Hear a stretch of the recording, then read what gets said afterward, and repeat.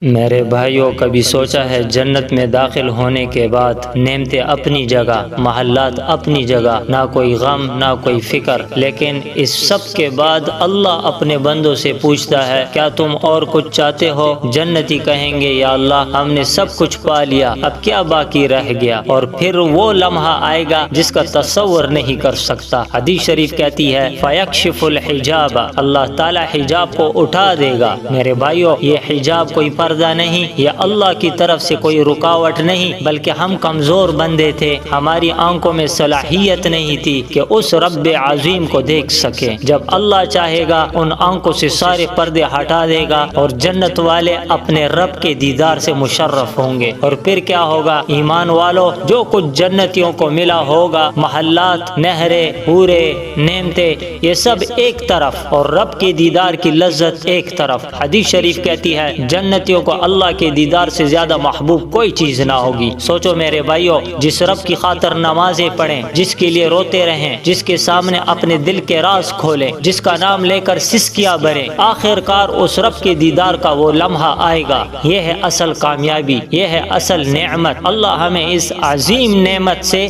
محروم نہ کرے۔ اللہم ارزقنا لذت النظر الی وجہک الکریم، آمین یا رب العالمین۔